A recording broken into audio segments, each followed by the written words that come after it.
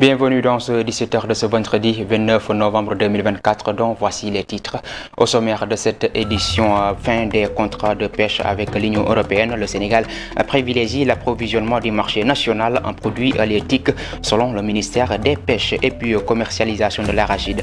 À Kolda, les agriculteurs des communes de Bagadadji et Medina El Haj satisfaits de la décision du gouvernement du Sénégal. Bignona, la cherté des produits alimentaires suscite de vives inquiétudes chez les populations qui ne comprennent pas les raisons de cette inflation injustifiée. Et pour terminer la deuxième partie de cette édition, le dossier du jour qui nous mènera au département de Kermassar où les habitants confrontés à plusieurs difficultés proposent des solutions et ce sera une affaire de Barthélémy Colly. Mesdames et messieurs, tels sont les titres. Tout de suite, le développement.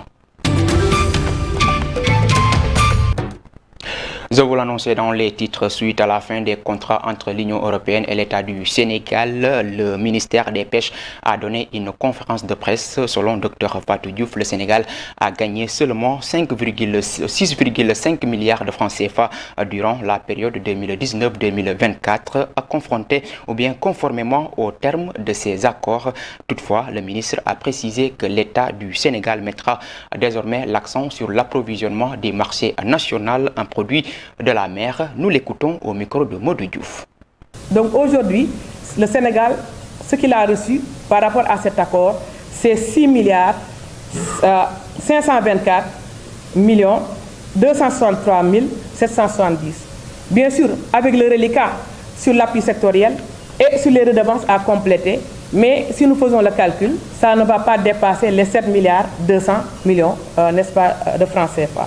Rien que pour la seule année 2023, la rente brute retenue par les armateurs européens est évaluée à 2 milliards 629 millions 915 508 francs CFA.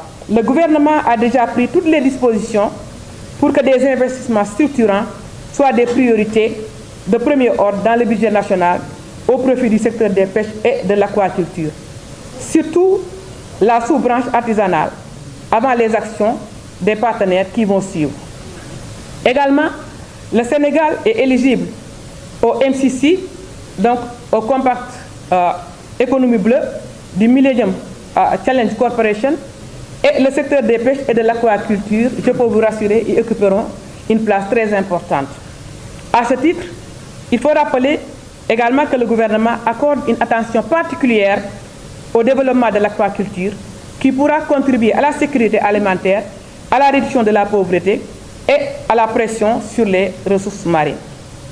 Un accent particulier sera mis sur l'approvisionnement du marché et des conserveries à travers le développement de l'armement national et la valorisation des produits de la pêche et de l'aquaculture par une politique de renforcement de l'industrie de la pêche.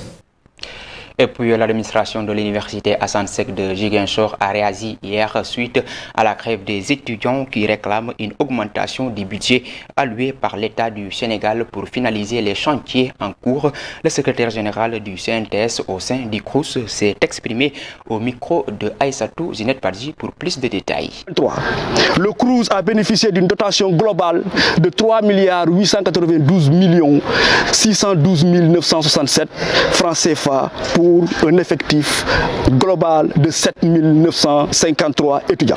En 2024, cependant, cette dotation de l'État est de 3 392 612 967 francs CFA, soit une diminution globale de 500 millions de francs CFA par rapport à l'année 2023, alors que l'effectif des étudiants a augmenté pour atteindre environ 9 000 étudiants, sans mentionner les charges de l'antenne délocalisée de Kolda.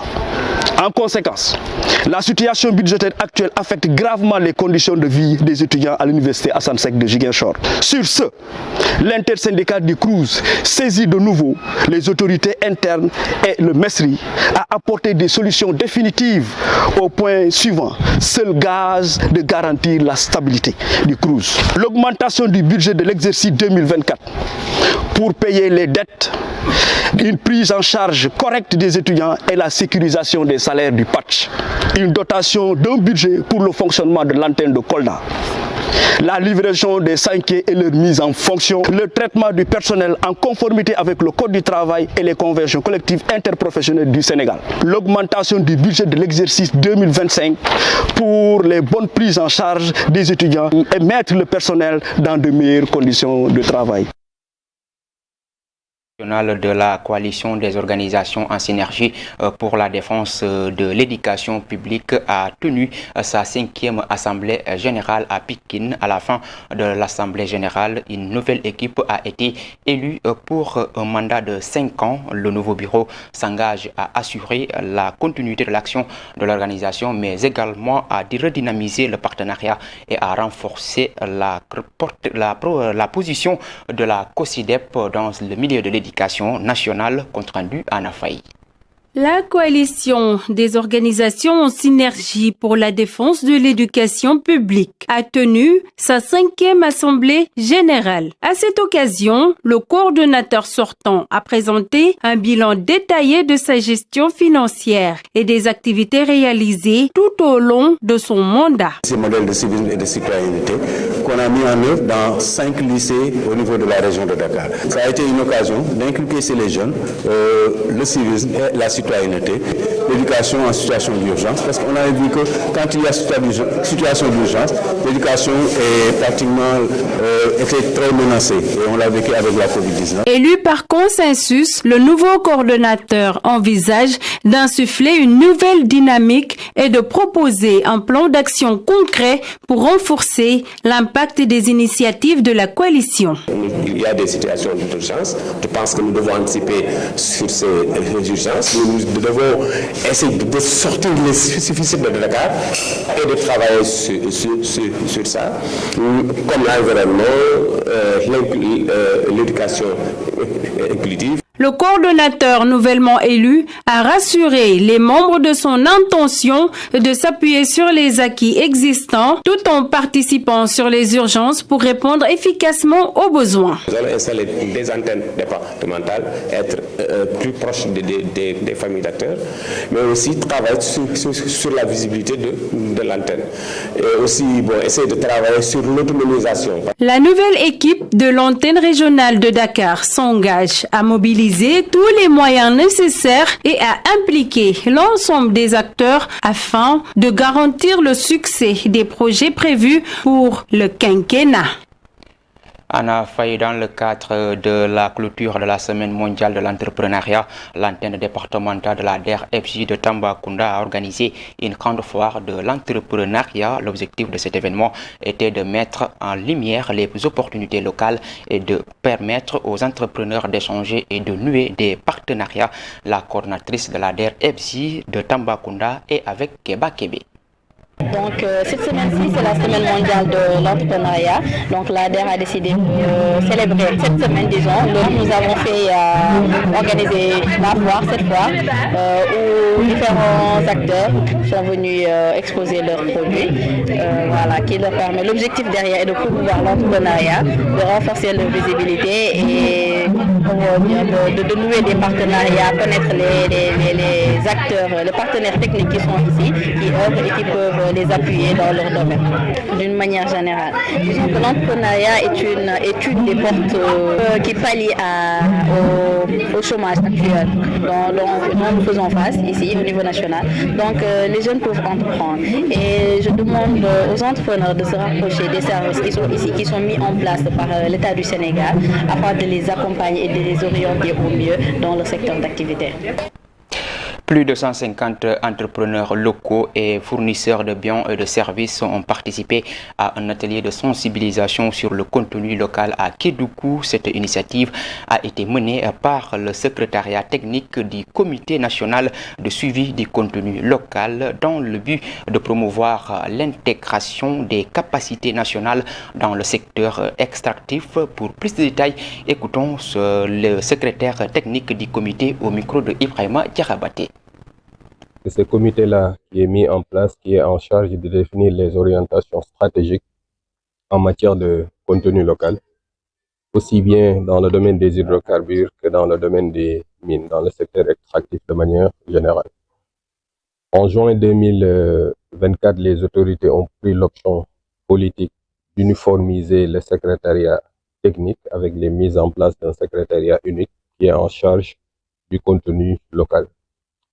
Dans le cadre de la mise en œuvre de notre mission, l'objectif de cet atelier, à la suite des différents actes que nous avons posés, c'est de venir rencontrer les acteurs dans leur zone.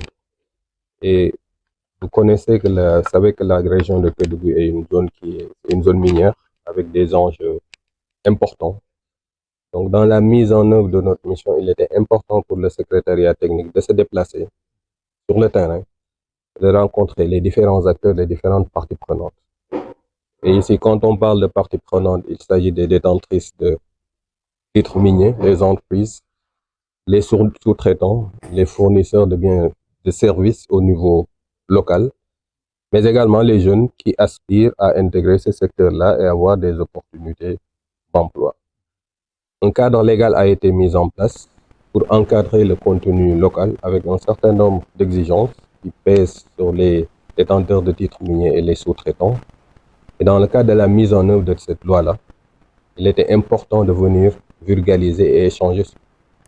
À présent, parlons agriculture. Le gouvernement a fixé cette année le prix de l'arachide à 305 francs CFA, une décision saluée par les producteurs des villages de Tibo et de Bantankoundou Maoundé dans les communes respectives de Bagadadji et de Médina Elhadj, qui ont exprimé leur satisfaction, estimant que cette mesure contribuera à améliorer leurs conditions de travail. D'ailleurs, ils se sont exprimés au micro de Abdou Diawo. Pour la récolte, nous avons écouté le lancement qu'ils ont pu faire au niveau du territoire pour la récolte et le prix qu'il a lancé, le Premier ministre Ousmane Sonko. Le prix à 305 francs, c'est bien, mais notre souhait, on voudrait, si ce serait possible, il nous augmente le prix de l'arachide. Même si on n'arrive pas à avoir même 500, 450, au minimum, ça serait vraiment bien. C'est un sentiment de fierté, d'autant plus que le gouvernement d'Ousmane Sonko vient d'arriver au pouvoir. Ils ont fait jusqu'à 7 mois environ. Ils ont pu vraiment augmenter le prix de l'arachide à 305 francs. Vous savez qu'à Kolda, nous sommes dans une région vraiment à moitié agricole. Parce que beaucoup de nos parents ont des problèmes et ont des difficultés. Après Kolda, tout près à Bignona, la vie chère est devenue une source d'inquiétude, touchant même les produits locaux. Cette situation suscite la colère des consommateurs. Le marché de Bignona sont connus pour leur prix élevé et les populations peinent à comprendre cette inflation injustifiée des denrées alimentaires et d'autres produits. Jakaria Djedjou, reportage. C'est longue date que Bignona, le marché est extrêmement cher. Je ne sais pas pourquoi ça. La cherté du coût de la vie à Bignona, une question sur les bouts des lèvres des consommateurs. Une cherté qui n'épargne pas les légumes et les produits locaux. Les marchandises sont trop chères, il n'y a pas d'argent. Pour nos produits, nous les achetons à Tobor, Marsassoum. Ce sont des gombos et d'autres produits locaux, mais ils sont trop chers.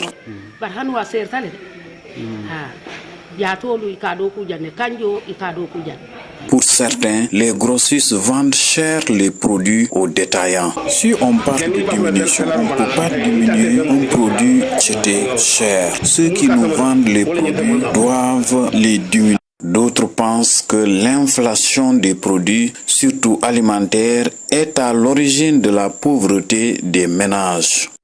C'est la cherté qui a fait que la pauvreté vit avec nous. C'est pour cela qu'il est temps de créer des groupes de veille et de dialogue par la communauté pour surveiller les prix des denrées alimentaires. Nous formons au moins un groupe de responsables qui doivent sillonner des villages, qui doivent sillonner des départements et des communes.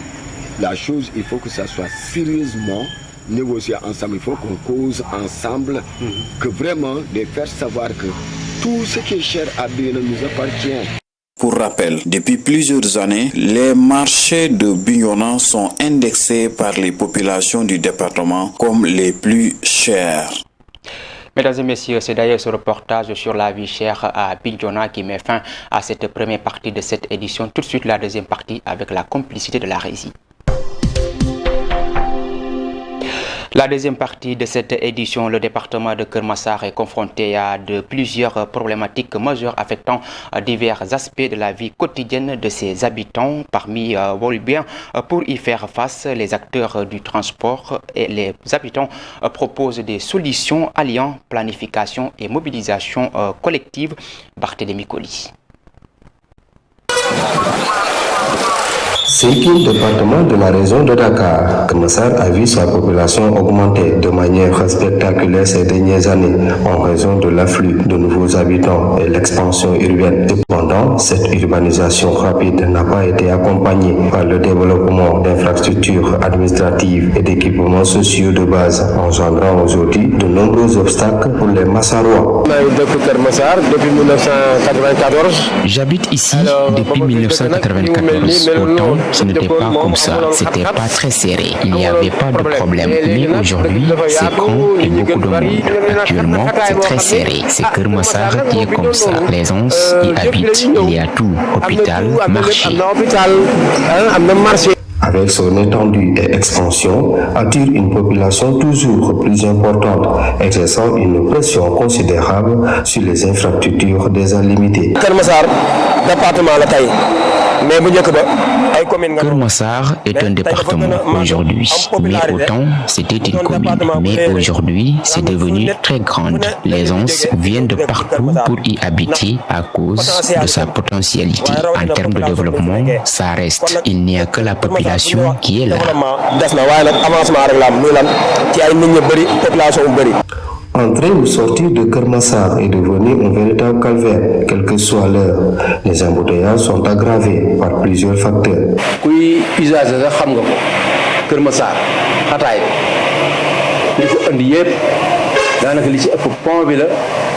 Même les usagers le savent. Ce qui crée les embouteillages à Keur Massar, le plus souvent, c'est le pont et aussi l'occupation des trottoirs. Les gens n'ont pas où passer. C'est pourquoi ils partagent la chaussée avec les voitures. Le soir, au niveau du rond-point, les gens descendent et marchent. Parfois, il y a des agressions. Pour pallier à ces difficultés de mobilité, certains habitants proposent l'ouverture d'une nouvelle voie.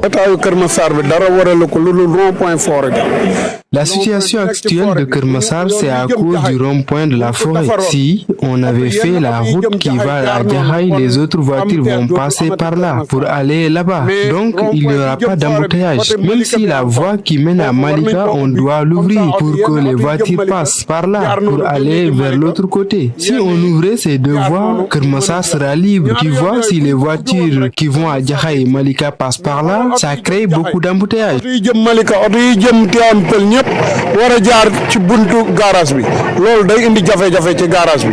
Partageant cette vision, cet habitant affirme que la fluidité du trafic passe par la création d'une voie de contournement. On devra créer une voie de contournement à l'entrée de Keur Massar au niveau de la forêt, à partir du rond-point, une voie qui va vers l'Rond-Point Gouilly et Djahaï. Comme ça, les embouteillages au niveau du pont vont changer. C'est cette voie qui part du rond-point à l'Auchan et plan Djahaï qui va régler la situation actuelle. Au-delà des problèmes de déplacement, le département de Keur Massar fait face à un manque d'infrastructures adaptées. Ces équipements sont essentiels pour répondre aux besoins d'une population en croissance et pour relever les défis administratifs. En matière d'infrastructure, on doit faire quelque chose parce que Keur Massar est une carrefour. Keur Massar doit également se développer en infrastructure, d'assainissement et lotissement. Il faut faut aussi des grandes voies pour la fluidité de la circulation. Aussi, la position du pont devrait être de l'autre sens, vers la gare. Mais c'est sa position actuelle qui crée les embouteillages. C'est l'État qui doit faire quelque chose en infrastructure pour permettre la population de circuler librement.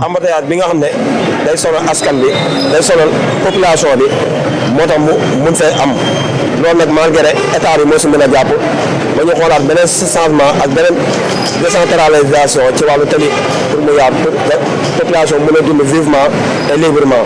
Avec l'évolution démographique actuelle, Keur Massar est appelé à devenir l'un des départements les plus peuplés du Sénégal. Pour éviter que ces problèmes s'aggravent, il est impératif de mettre en place des plans stratégiques. Une planification adéquate des besoins soutenus par des actions concrètes permettra d'anticiper et de résoudre les obstacles qui freinent aujourd'hui le développement socio-économique du département de Keur Massar. Merci à vous Barthélémy Kouli. Mesdames et messieurs, c'est d'ailleurs cet élément qui met fin à cette édition sur la radio-télévision communautaire RTC. Merci de l'avoir suivi. L'information continue sur www.iracsenegal.sn. Au revoir.